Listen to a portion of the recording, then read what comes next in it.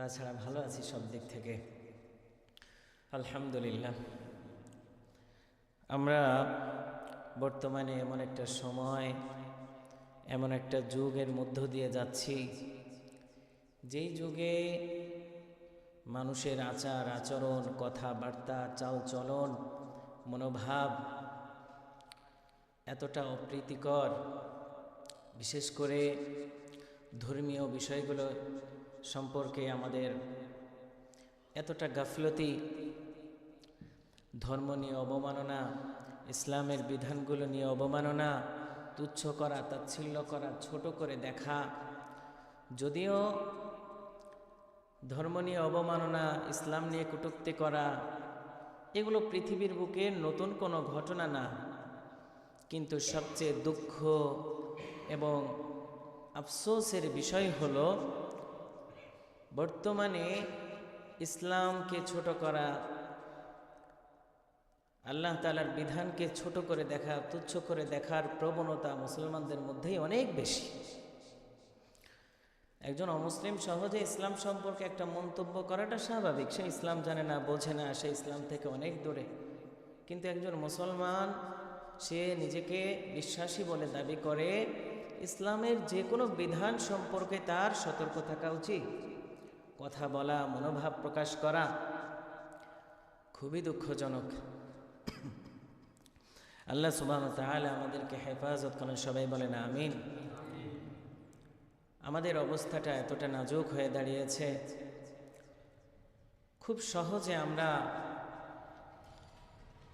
যেই কাজগুলো করলে আল্লাহ সুবহানাহু ওয়া তাআলা রেগে যান, পরবর্তীতে তার জন্য জাহান্নামের আগুনের ফয়সালা হয়ে যাবে, সেই কাজগুলো আমরা করে বসি।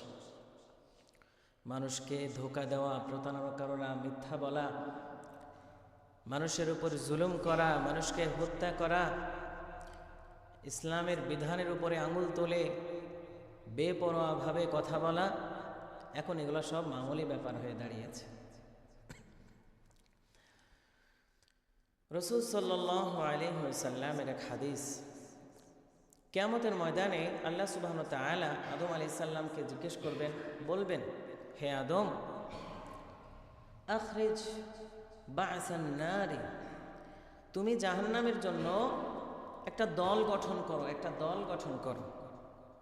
আদম আলাইহিস সালাম জিজ্ঞেস করবেন, ইয়া আল্লাহ, মা বা'সুন নারি, কাদেরকে নিয়ে, কতজন নিয়ে আমি দল গঠন করব? হাদিসে কুরসি আল্লাহ সুবহানাহু ওয়া তাআলা বলছেন,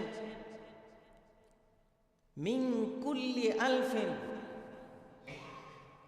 তিসউমিআতিন ওয়া তিসআতু ওয়া তিসঈনা, দল গঠন করা হবে প্রতি 1000 মানুষের মধ্য থেকে 999 ব্যক্তিকে নিয়ে একটা দল গঠন করা হবে, অর্থাৎ প্রতি 1000-এ 999 জন ব্যক্তি জাহান্নামে চলে যাবে, একজনের জন্য শুধুমাত্র জান্নাতের ফয়সালা করা হবে।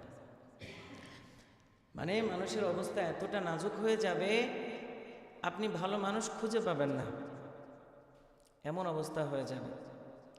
দেখেন অবস্থা এতটা নাজুক। সংক্ষেপে একটা ঘটনা বলি, মানুষ এখন কোথায় প্রতারণা করছে। আমার বোন গত 3-4 দিন যাবৎ হসপিটালে ভর্তি, ব্লাড লাগবে জরুরিভাবে।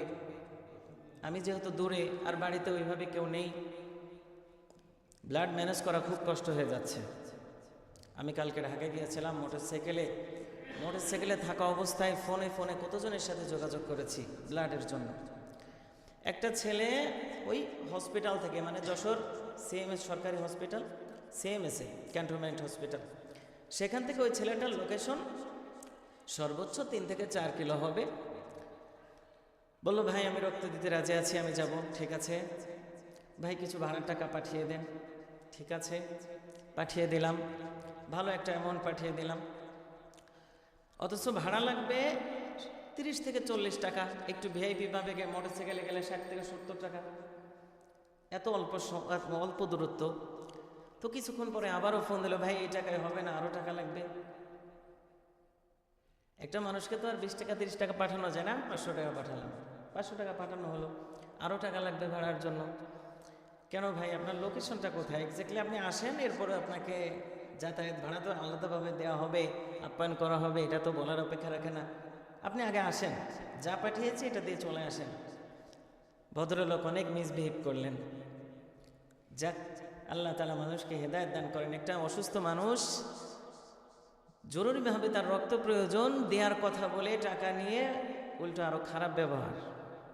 তো মানুষ কোথায় প্রতারণা করছে ভাবা যায়। দেশের প্রতিটা সেক্টরে, প্রতিটা অঙ্গনে, শহর বা গ্রাম, কোথাকার কথা বলবো। মসজিদের ইমাম যদি কোনো বিষয়ে বলেন মহল্লাবাসীকে, আপনারা এটা করবেন না, এই পাপ কাজটা করবেন না, এটা আল্লাহ তাআলা রাগান্বিত হয়ে যায়, নাখোশ হয়ে যান, অসন্তোষ প্রকাশ করেন, সমাজকে তোয়াক্কা করি না, কত কথা মানুষ বলে। সমাজের তাদেরকে যদি বলা হয় আপনি এই পাপ কাজটা করবেন না, প্রকাশ্যে এই অপকর্মটা করবেন না, সমাজের মানুষও খারাপ বলে। কিসের সমাজ? সমাজ গোনার টাইম নাই, এসব গুণী নাকি আমায় আমার তা খাই। অবস্থা এতটা নাজুক, স্বয়ং বাবা মা যদি তার সন্তানকে বলে মা তুমি একটু পর্দা করো, শালীনতা বজায় রেখে চলো, অশৃঙ্খল জীবনযাপন করো না, ওই মেয়ে আস্তে করে থানায় গিয়ে মা বাবার বিরুদ্ধে মামলা করে দিচ্ছে। এটা বাংলাদেশের ঘটনা নাকি ইউরোপ আমেরিকার ঘটনা? কোনটা বললাম? বাংলাদেশের ঘটনা। এটা কিছুদিন আগে ঘটেছে।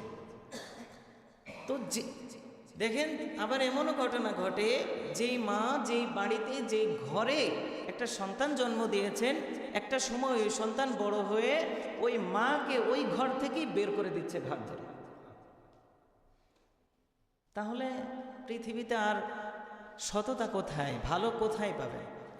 রাসূল সাল্লাল্লাহু আলাইহি ওয়াসাল্লাম যে বললেন যে প্রতি 1000 মানুষের মধ্যে 999 জনই জাহান্নামী হবে, টেনে টুনে একজনকে জান্নাতে দেওয়ার মতো উপযোগী পাওয়া যাবে, এরকম না? নইলে মসজিদ থেকে যদি বলা হয় এটা করা যাবে না, কেন আমরা রাগ করে বসি? বাবারে বাবা। সমাজে একটা মানুষ ভালো পরিচিতি লাভ করা, এটার গুরুত্ব কত বেশি। সমাজে একটা মানুষ ভালো, সমাজের মানুষ তাকে ভালো স্বীকৃতি দেওয়া, এটা কতটা গুরুত্ব। ছোট্ট একটা ঘটনা বলি। আনাস ইবনে মালিক রাদিয়াল্লাহু তাআলা আনহু قال مر النبي صلى الله عليه وسلم بجرزازة فأثني عليها خير فقال وجبت। হযরত আনাস রাদিয়াল্লাহু তাআলা আনহু রাসূল সাল্লাল্লাহু আলাইহি ওয়াসাল্লামকে সম্পর্কে বলছেন, আল্লাহর নবী সাল্লাল্লাহু আলাইহি ওয়াসাল্লাম একবার এক জানাজার পাশ দিয়ে যাচ্ছিলেন। যাওয়ার পরে ফাউসনি আলাইহা খায়রান, ওই সমাজের লোক তাকে ভালো বলছিল যে লোকটা অনেক ভালো ছিল, লোকটা মারা গেল রে। রাসূল সাল্লাল্লাহু আলাইহি ওয়াসাল্লাম বললেন ওয়াজাবাত, ওয়াজিব হয়ে গেল। সুম্মা উখরা বিজানাজাতিন, এরপর অপর একটি জানাজা রাসূল সাল্লাল্লাহু আলাইহি ওয়াসাল্লাম পাশ দিয়ে অতিক্রম করছিলেন। ফাউসনি আলাইহা শাররান, লোকেরা ওই ব্যক্তি সম্পর্কে খারাপ খারাপ মন্তব্য করছে যে লোকটা ভালো ছিল না। রাসূল সাল্লাল্লাহু আলাইহি ওয়াসাল্লাম বলেন ওয়াজাবাত, ওয়াজিব হয়ে গেল। ওমর রাদিয়াল্লাহু তাআলা আনহু বলছেন ইয়া রাসূলুল্লাহ, দুইটা জানাজার পাশ দিয়ে গেলেন, কি হয়েছে? মানুষের কমন সেন্সের অভাব। রাখেন এটা, এখানে রাখেন।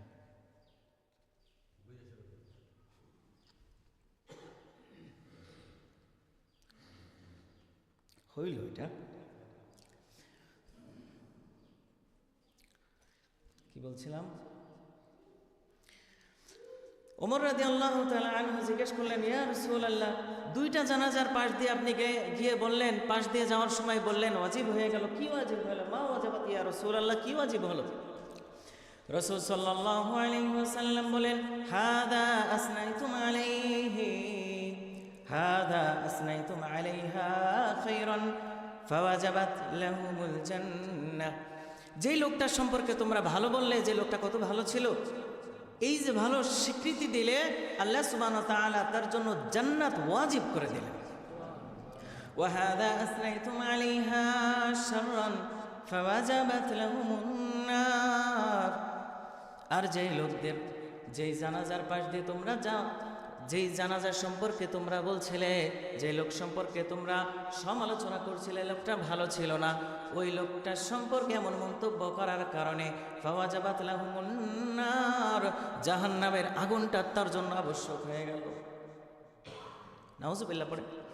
তাহলে দেখেন, একটা সমাজে সবার কাছে ভালো মানুষ হিসেবে পরিচিতি লাভ করা এবং ভালো মানুষ পরিচয় নিয়ে পরকালে পাড়ি জমানো কতটা জরুরি। সমাজের মানুষ যদি বলে আপনি ভালো, আল্লাহ সুবহানাহু ওয়া তাআলা এতটা দয়ালু, এতটা দয়ার সাগর, আল্লাহ সুবহানাহু ওয়া তাআলা আপনাকে ওই সমাজের ভালো মানুষের একটু প্রশংসার কারণে মাফ করে দিয়ে জান্নাত দিয়ে দিন। আর আপনি কত বড় পীর, কত বড় সাহেবজাদা, কত কিছু, আপনি কত বড় নেতা, সমাজের মানুষ যদি আপনাকে বলে এই লোকটা ভালো ছিল না, মারা গেছে, সাথে সাথে তার জন্য জাহান্নামের আগুন আবশ্যক হয়ে পড়ে। বুঝতে পেরেছেন? এজন্য সমাজে ভালো মানুষ হয়ে বেঁচে থাকা দরকার আছে কি না? মুহতারাম হাজিরিন, আমি সংক্ষিপ্ত আকারে অল্প সময়ের ভিতরে গুরুত্বপূর্ণ কিছু কথা বলব। সমাজে একটা মানুষ কিভাবে ভালো হতে পারে, সমাজে একটা মানুষ কিভাবে মরে গেলে মানুষ তার সম্পর্কে বলবে হাই মানুষটা মারা গেল, অনেকগুলো মাধ্যম আছে, আমি মাত্র 3টা মাধ্যম বলব। এই 3টা মাধ্যমকে অবলম্বন করলে আশা করা যায় জীবনের শেষ দিন পর্যন্ত এবং পরকালেও মানুষ তাকে ভালো হিসেবে চিহ্নিত করবে। 1 নম্বর হলো তার আচরণ সুন্দর করা। কি? তার আচরণ সুন্দর করা। আপনি যেই সমাজে থাকেন, যেই মানুষের সাথে থাকেন, আপনার প্রতিবেশী, আপনার আপনজন, তাদের সাথে আচরণ সুন্দর করা। বুঝতে পেরেছেন এটা কতটা জরুরি?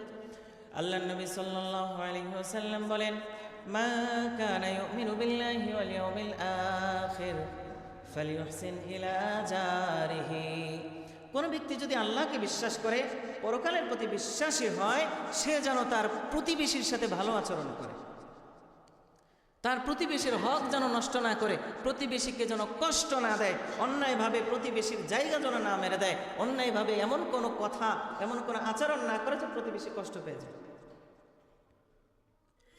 আল্লাহ নবী সাল্লাল্লাহু আলাইহি ওয়াসাল্লাম বলেন, আল্লাহ তাআলার কাছে তোমাদের মধ্যে ওই ব্যক্তি সবচেয়ে, আল্লাহ তাআলার কাছে সবচেয়ে উত্তম সঙ্গী হলো ওই ব্যক্তি যে দুনিয়ার জীবনে তার বন্ধু বান্ধব, তার আত্মীয় স্বজন, তার পরিবার পরিজনের কাছে সবচেয়ে বেশি উত্তম।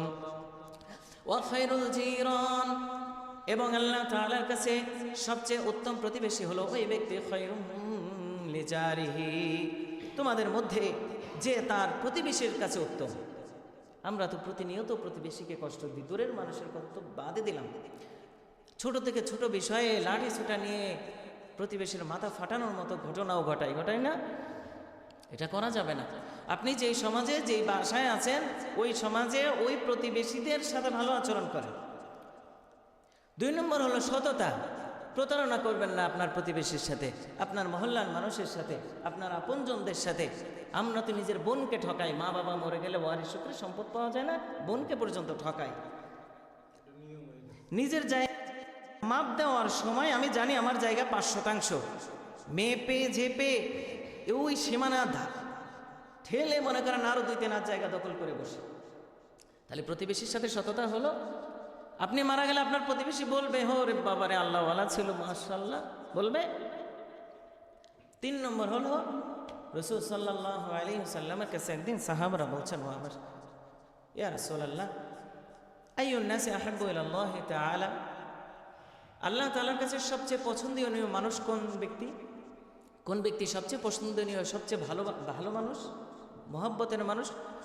আল্লাহ নবী সাল্লাল্লাহু আলাইহি ওয়াসাল্লাম বলেন, আনফাউহুম লিন্নাস, মানুষের উপকারী যারা, অর্থাৎ কোনো মানুষ যখন কোনো মানুষের উপকার করে, তখন ওই মানুষটা আল্লাহ তাআলার কাছে সবচেয়ে পছন্দের পাত্র হয়ে যায়। কিভাবে উপকার করা যায়? প্রথম উপকার এভাবে করবেন, আপনি আপনার প্রতিবেশীর উপকার করতে না পারলেও ক্ষতি করবেন না, এটাও তার উপকার। আত্মীয় স্বজনের উপকার করতে না পারলেও ক্ষতি করবেন না, এটাও উপকার। বিশেষ বিশেষ দিনগুলোতে যদি দেখেন আপনার প্রতিবেশী, আপনার মহল্লাবাসী, গ্রামবাসী, আপনার আত্মীয় স্বজন তারা একটু অসচ্ছল গরিব মানুষ, আল্লাহ তাআলা আপনাকে সচ্ছলতা দান করেছেন, ধন সম্পদ দান করেছেন, বিশেষ বিশেষ দিনগুলোতে তার একটু খোঁজ নেন, 2 ঈদে খোঁজ নেন, রমজানে একটু খোঁজ নেন যে তোমার কি অবস্থা, রমজানের রোজাগুলো রাখতেছো কত কষ্ট করে, ঈদ চলে আসতেছে, বাচ্চাদেরকে কাপড় চোপড় কিনে দিছো কিনা, গোপনে কিছু টাকা সহযোগিতা করেন দিয়ে। এই যে আনফাউহুম লিন্নাস হয়ে গেল, মানুষের উপকার হয়ে গেল। আল্লাহ তাআলা তো সবাইকে সচ্ছলতা দান করেন নাই, আপনাকে দিয়েছেন, আলহামদুলিল্লাহ। এভাবে উপকার করেন, আসমানওয়ালা আপনার উপর রাজি খুশি হয়ে যাবে। এই যে কোনো আপনার সমাজে যদি কোনো বাবার সন্তানের বিয়ে হয়, ছেলে মেয়ের বিয়ে হয়, আপনি দেখেন তারা সচ্ছলতা আছে কিনা, আর্থিক অবস্থাটা কেমন। একই সমাজে বসবাস করার কারণে তো আপনি তার সম্পর্কে জানেন। আল্লাহ সুবহানাহু ওয়া তাআলা যদি আপনাকে অনেক দিয়ে থাকেন, বিপুল পরিমাণ সম্পদ দিয়ে থাকেন, বা আপনার সামর্থ্য অনুযায়ী আপনি গোপনে তার সাথে কথা বলেন, মেয়ে বিয়ে দিচ্ছ, ছেলে বিয়ে দিচ্ছ, কিছু লাগবে কিনা, কিভাবে সব অ্যারেঞ্জ করতেছো, কোনো কিছু লাগবে কিনা, সামর্থ্য অনুযায়ী 2,000 টাকা তার হাতে দিয়ে দেন। আল্লাহর কসম করে বলছি, এই মানুষটা 2,000 টাকা, এই যে আপনি সহযোগিতাটা করলেন, এই অল্প সহযোগিতার কারণে যেদিন আপনার মৃত্যু হয়ে যাবে, ওই মানুষটা যেখানেই থাকুক না কেন আপনার জানাজা পড়তে চলে আসবে আর বলতে থাকবে, আল্লাহ এই মানুষটা আমাকে এভাবে সহযোগিতা করেছিল, হায় রে ভালো মানুষটা দুনিয়া থেকে চলে গেল। তখনই আল্লাহ সুবহানাহু ওয়া তাআলা ওই ঘোষণা যে জানাজায় যখন কোনো মানুষকে সম্পর্কে সত্য বলা হয়, যে হারে মানুষটা কত ভালো ছিল, আফসোস করা হয় সমাজ থেকে মানুষটা চলে গেল রে, এই আফসোসটার কারণে, ভালো স্বীকৃতি পাওয়ার কারণে তো আপনার নাজাতের ব্যবস্থা হয়ে যায়। দরকার আছে কি না? এই হলো 3টা বিষয়। 1 নম্বর হলো কি, আপনার আচরণটা সুন্দর করবেন আপনার প্রতিবেশীর সাথে, আত্মীয় স্বজনের সাথে। 2 নম্বর হলো সততা রাখবেন, প্রতারণা করবেন না। 3 নম্বর হলো আপনার সমাজের মানুষের জন্য উপকারী হবেন, ক্ষতির কারণ হবেন না। আর যেসব কারণে একটা মানুষ মরে যাওয়ার পরেও মানুষের সম্পর্কে মন্তব্য করতে চায় না, জানাজা তো পড়াই আমরা, ইমাম হওয়ার সুবাদে জানাজা পড়াই আমরা, আপনারা সবাই যখন কথা বলেন কানে আসে কথাগুলো, এমন এমন মন্তব্য শুনি, আরে হারামজাদা মরছে, ভালো হয়েছে, নাউজুবিল্লাহ পড়েন। একটা মানুষের ক্যারেক্টার কেমন ছিল তার প্রতিবেশীদের সাথে, একটা মানুষের আচার আচরণ কেমন ছিল তার মহল্লাবাসীর সাথে, সে যে সমাজে বসবাস করত তার চিত্রটা এমন ছিল, মানুষ মারা গেলে তো মানুষ নমনীয় হয়, হায় রে মানুষটা মারা গেল, এমন একটা ক্যারেক্টার আপনি বিলং করেছিলেন আপনার এই সমাজে, যে সমাজে মানুষ মরে যাওয়াতে বেঁচে গেছে, আপনার সমাজের মানুষ এখন নিরাপদ। আপনি মানুষকে ঘুমাইতে দিতেন না, আপনি মানুষকে জুলুম করতেন, মানুষকে অন্যায়ভাবে মানুষকে ক্ষতিগ্রস্ত করতেন। আল্লাহ সুবহানাহু ওয়া তাআলা আমাদের সবাইকে হেফাজত করেন, সবাই বলেন আমিন। দেখেন, একটা মানুষ সমাজের সবচেয়ে খারাপ হওয়ার যতগুলো মাধ্যম আছে, এর অন্যতম মাধ্যম হলো প্রকাশ্যে পাপাচার করা। কি? জুলুম না করা, জুলুম করা, মানুষের প্রতি ক্ষতি করা, মানুষের হক মেরে দেওয়া, মিথ্যাচার করা, এগুলো তো মানুষের সমাজ থেকে সে খারাপ স্বীকৃতি পাবে। সবচেয়ে বড় জঘন্যতম কাজ হলো প্রকাশ্যে পাপাচার করা, সমস্ত মানুষকে সাক্ষী রেখে। এটা কত বড় অপরাধ ধর্মীয়ভাবে, আল্লাহর দৃষ্টিতে, নবী সাল্লাল্লাহু আলাইহি ওয়াসাল্লামের দৃষ্টিতে প্রকাশ্যে পাপাচার করা কতটা অপরাধ। ছোট্ট করে একটা হাদিস বলি। আল্লাহ নবী সাল্লাল্লাহু আলাইহি ওয়াসাল্লাম বলেন, ইন্নাল্লাহা আযজা ওয়া জাল্লা ইয়াবসুতু ইয়াদাইহি বিল্লাইলি লিয়াতুবা মুসিউন নাহার। আল্লাহ নবী বলেন, আল্লাহ সুবহানাহু ওয়া তাআলা রাতের একটা অংশে কুদরতি হাত বান্দার জন্য প্রসারিত করে ডাকতে থাকে, ও আমার বান্দারা, ও হে আমার ওই সমস্ত বান্দারা, তোমরা যারা দিনে গুনাহ করেছো, আসো আমার কাছে ক্ষমা চাও, আমি তোমাদেরকে মাফ করে দিব। ওয়ায়াবসুতু ইয়াদাইহি বিন-নাহার লিয়াতুবা মুসিউল লাইল। আল্লাহ সুবহানাহু ওয়া তাআলা দিনে তার কুদরতি হাত প্রসারিত করে বলেন, ও আমার বান্দারা, ও আমার এই সমস্ত বান্দারা, তোমরা যারা রাতের আধারে অপরাধ করেছো, তোমরা আমার কাছে ক্ষমা চাও, আমি আল্লাহ ক্ষমা করে দিব। এভাবে আহ্বান করতেই থাকে, হাত্তা তাতলু'শ শামসু মিন মাগরিবিহা, কিয়ামত পর্যন্ত, সূর্য পশ্চিম দিকে ওঠার আগ পর্যন্ত বলতেই থাকবে, আহ্বান করতেই থাকবে। সুবহানাল্লাহ পড়েন। তো দেখেন এই হাদিসে পরের অংশে বলা হচ্ছে, ওপর একটা হাদিস দেখেন, এই যে বললেন রাসূল সাল্লাল্লাহু আলাইহি ওয়াসাল্লাম যে বললেন যে এইভাবে কিয়ামত পর্যন্ত সকালে দুপুরে দিনে রাতে আল্লাহ তাআলা আহ্বান করতে থাকে, পাপীরা আসো ক্ষমা চাও। আল্লাহ নবী সাল্লাল্লাহু আলাইহি ওয়াসাল্লাম সে আল্লাহ সম্পর্কে বলছেন, কুল্লু উম্মতি মুআফান ইল্লাল মুহাজিরিন, কুল্লু উম্মতি মুআফান, আমার উম্মতের প্রতিটা মানুষকে ক্ষমা করে দেয়া হবে আল্লাহ তাআলার পক্ষ থেকে, প্রতিটা মানুষ ক্ষমাপ্রাপ্ত হবে, ইল্লাল মুজাহিরিন, কিন্তু যে প্রকাশ্যে হটকারিতা দেখিয়ে পাপাচার করবে আল্লাহ তাআলা তাকে ক্ষমা করবেন না। আল্লাহ তাআলা তাকে ক্ষমা করবেন না। কিভাবে প্রকাশ্যে হটকারিতা? এই হাদিসের শেষের অংশে, আরেকটু অংশে বলা হচ্ছে, এক ব্যক্তি রাতের আধারে পাপ করেছে, কোনো গুনাহ করেছে, অন্যায় করেছে, অপকর্ম করেছে, রাতের আধারে, দুনিয়ার কেউ তাকে দেখেনি। সকালবেলা তার বন্ধু বান্ধবের কাছে যে বলতেছে আমি রাতে এই পাপটা করেছে। অনেক সময় বন্ধুদের সামনে বলে না, অমুক মেয়েরে এই করছি সেই করছি, বলে না বন্ধুদের সাথে, বলে ফেলে।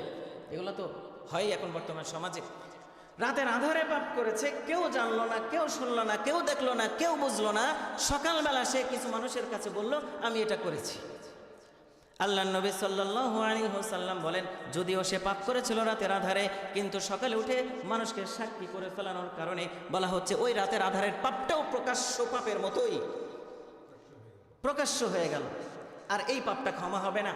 তাহলে একটা জিনিস চিন্তা করেন, বিভিন্ন সময়ে বিভিন্ন উৎসবকে কেন্দ্র করে, বিভিন্ন ক্ষেত্রকে কেন্দ্র করে গানের মতো হারাম বিষয়গুলোকে বড় বড় টেক্সে ফুল ভলিউম দিয়ে আপনি যখন প্রকাশ্যে গভীর রাত পর্যন্ত বা সারা রাত আপনি ভলিউম দিয়ে গান বাজাবেন, হারাম কাজগুলো মানুষের কানের ভিতরে ঢুকিয়ে দেবেন, এটা কি প্রকাশ্য পাপ না?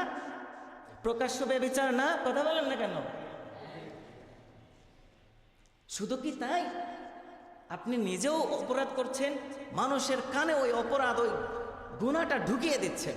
কত বড় পাপ!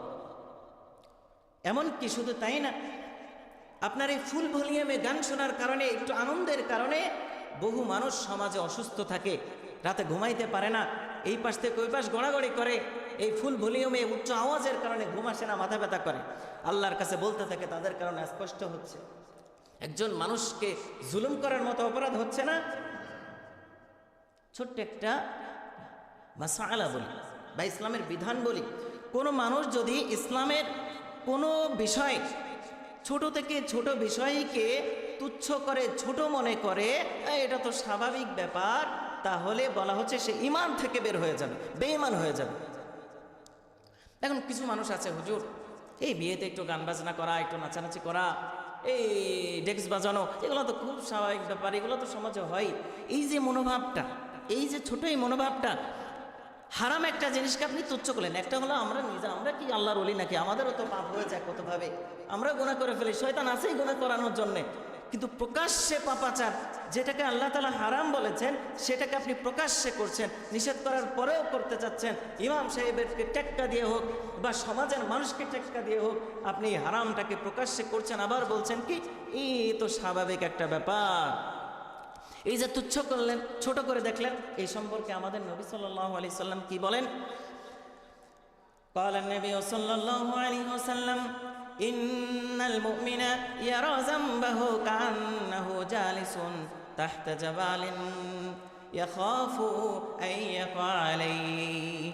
নিশ্চয় প্রকৃত মুমিন হলো সেই ব্যক্তি যে ছোট থেকে ছোট কোনো অপরাধ করে ফেললে সে এটাকে এমনভাবে দেখে, এমন মনোভাব তার থাকে, হায় রে, অবস্থাটা এমন হয়ে দাঁড়ায়, সেই ছোট পাপটাকে এইভাবে দেখে যেন কোনো ব্যক্তি কোনো পাহাড়ের ছোট কোনো গুহার মধ্যে পাশে আছে এবং সে আশঙ্কা করে ইয়াখাফু আন ইয়াকা আলাইহি, পাহাড়টা না জানি তার উপর ধসে পড়ে আর তাকে পাহাড় ধ্বংস করে দেয়।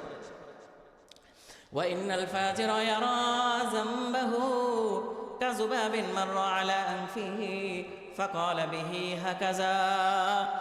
এবং একজন পাপী, প্রকাশ্য পাপাচারী, সে তার পাপগুলোকে, অপরাধকে, প্রকাশ্য গুনাহটাকে, এই পাপটাকে, পাপাচারকে, ছোট থেকে ছোট পাপকে বা বড় থেকে বড় পাপকে সে কি করে?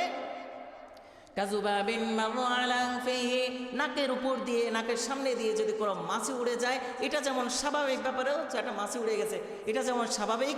একজন পাপাচে পাপী কি করে, প্রকাশ্য গুনাহগুলোকে এরকম তুচ্ছ মনে করে, এর ফলে সে পাপাচেরি হয়ে যায়। কুল্লু ফাজিন ফিন্নার, প্রত্যেক পাপাচেরি প্রকাশ্য গুনাহকারী সে জাহান্নামের তলদেশে থাকে। এখন বলেন আমরা কত বড় পাপ করি, কত বড় পাপ আমাদের দৈনন্দিন হচ্ছে। দেখেন একটা সময় ছোট এই কথাটা বলে আমি আলোচনা বেশি দূরে নিচ্ছি না। এখনকার একটা বিয়ে মানে কি, যদি ধর্মীয় দৃষ্টিকোণ থেকে দেখেন, আল্লাহ তাআলার সৃষ্টির ধারাবাহিকতা দেখেন, বিয়ে হলো একটা পবিত্র বন্ধন, একটা ইবাদত। এটাকে বর্তমান সময়ে, পূর্বে কেমন ছিল, মুসলিম সমাজে আগে বিয়েগুলো কিভাবে হতো, যখন একটা বিবাহ হতো সবাই এটাকে পবিত্র বন্ধন হিসেবেই মনে করত। সবাই এটাকে কিভাবে ধর্মীয়ভাবে পালন করা যায়, কিভাবে আমলটাকে আরও সুন্দর করা যায়, কিভাবে বড় বড় আলেম খুঁজে পাওয়া যায়, মহল্লা থেকে শুরু দূর দূরান্ত থেকে বড় বড় মুরব্বী আলেমদেরকে, বুজুর্গদেরকে নিয়ে এসে দোয়া চাইতো যে এই নবদম্পতির জন্য দোয়া করেন, তারা যেন সুখে শান্তিতে থাকে। আপনজনেরা যখন আসতো, আপনজনেরা আত্মীয় স্বজনরা আসতো ওই বাচ্চাদের জন্য বা ওই নবদম্পতির জন্য দোয়া করত যে নতুন একটা জীবনে পদার্পণ করছে, আল্লাহ তাআলা যেন শয়তানের ধোঁকা থেকে তাকে হেফাজত করে, ওয়াসওয়াসা থেকে হেফাজত করে, এই পবিত্র বন্ধনটা যেন জীবনের শেষ মুহূর্ত পর্যন্ত অটুট থাকে। এই মানসিকতা নিয়ে একটা বিয়ের আয়োজন শেষ হতো, এরকম না? ফলাফল দেখা যেত কি, যে জীবনের শেষ পর্যন্ত ওই বিবাহ বন্ধনটা টিকে গেছে। কিন্তু বর্তমানে এই 18 মাস ইমামতির বয়স আমার, একেবারে বাস্তব অভিজ্ঞতা থেকে বলছি, এই যাবৎকালে যত মানুষ মাসালা নিয়ে আমাদের কাছে আসলো, প্রশ্ন নিয়ে আসলো, সমস্যার সমাধানের জন্য আসলো, অধিকাংশ মানে 98% সমস্যা এসে বলে, হুজুর ছেলেটাকে যেখানে বিয়ে দিয়েছি মেয়েটা ভালো পড়ে নেই, শ্বশুর শাশুড়ি ভালো পড়ে নেই, মেয়েটাকে বিয়ে দিয়েছে জামাইটা ভালো পড়ে নাই, মেয়েকে মারধর করে, কত হতাশার কথা বলে। এই যে এইগুলোই বলে। 98% সমস্যা এই পরিবার কেন্দ্রিক স্বামী স্ত্রী বিচ্ছেদের বিষয়, সংসারে শান্তি নেই বর্তমানে। কেন হচ্ছে এগুলা? যাদের সন্তান আছে, যারা মা বাবা আছেন, আপনাদেরকে বলি, আপনার সন্তান আছে এখনো বিয়ে দেন নাই বা বিয়ে দিয়েছেন, কোনো দিন আপনার যে আল্লাহ তাআলা একজন ছেলে দিয়েছে, মা বাবার যারা আছেন, বোনেরা বা মায়েরা যারা শুনছেন, কোনোদিন আল্লাহর কাছে দুহাত তুলে কান্না করেছেন, চেয়েছেন মন থেকে, আল্লাহ আমাকে একটা ছেলে দিয়েছেন, তার উত্তম একজন জীবন সঙ্গী দান করেন, চেয়েছেন আল্লাহর কাছে? চাই আমরা? আমাদের মেয়ে আছে, কখন আল্লাহর কাছে দুহাত তুলে চেয়েছি কান্না করে যে আল্লাহ মেয়ে জন্ম দিয়েছি, পরের ঘরে যাবে, আল্লাহ জীবন সঙ্গী হিসেবে উত্তম আদর্শপূর্ণ একজন যুবককে দান করেন সঙ্গী হিসেবে, চেয়েছেন? বরঞ্চ এখনকার বিয়েগুলো কেমন, মা বাবাই সবচেয়ে উদ্যোক্তা, আমার মেয়েকে বিয়ে দেব, ওই ডেক্স আনো, এই আনো, সেই আনো, গান বাজাও, নাচো গাও, কত কিছু। এই উত্তম একটা সম্পর্ক, পবিত্র একটা সম্পর্ককে আমরা অপবিত্র করে ফেলি, ইবাদতকে নষ্ট করে ফেলি। আত্মীয় স্বজনরা এসে দোয়া করবে, অভিজ্ঞতা বলবে, ওই বাচ্চাদেরকে অভিজ্ঞতা শেয়ার করবে যে 20 বছরের সংসার করে আমি, শোনো, মেয়ে হলে মেয়েকে বলবে যে 20 বছরের সংসার প্রথমে বুঝে নেই, অভিজ্ঞতা থেকে বলছি তুমি স্বামীর সাথে এই আচরণটা করবা, অভিজ্ঞতা শেয়ার করবে। চাচা এসে, নানারা এসে, খালুরা এসে বলবে, ছেলেকে বলবে যে আমরা এত বছরের সংসারের অভিজ্ঞতা নিয়ে বলছি, একটা নসিহত করে যাবে, উপদেশ দিয়ে যাবে, তুমি এভাবে সংসার জীবনটা চালাইবা। তা না, আত্মীয় স্বজন, এখনকার আত্মীয় স্বজন এসেই কি করে, ভাই গান বাজে না কেন, ডেক্স বাজে না কেন, নাচো না কেন, ব্যাস পবিত্র একটা বন্ধনকে খারাপ দিকে নিয়ে যায়। রাগ করতেছেন আপনারা? এই অবস্থা এখন আমাদের সমাজে। এরপরে যদি বিবাহ খাবারটা একটু ভালো না হয়, ওই আত্মীয় স্বজন কি খাওয়াইলো ঘোড়ার ডিম। বিবাহ একটা পবিত্র বন্ধন, বলা হচ্ছে খেজুর ছিটিয়ে দাও, ব্যাস বিবাহ শেষ, খাওয়া দাওয়া শেষ। এখন হাড়ির পরে হাড়ি, ডেগের পরে ডেগে মাংস যায়, তবু আত্মীয় স্বজনের মন ভরে না। এগুলো বিয়ে? বিয়েটা পবিত্র, এটাকে পবিত্রভাবে করেন। বিয়েটা একটা সুন্দর বন্ধন, একটা ইবাদত, এটাকে ইবাদতের মতো করেই সমাপ্তি করেন, এই বন্ধন সারা জীবন থেকে যাবে, ফাটবে না।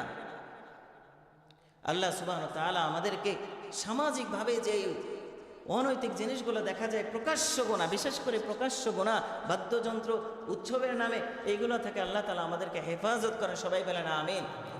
যারা সুন্নত পড়েননি, কবল জুমা 4 রাকাত সুন্নত।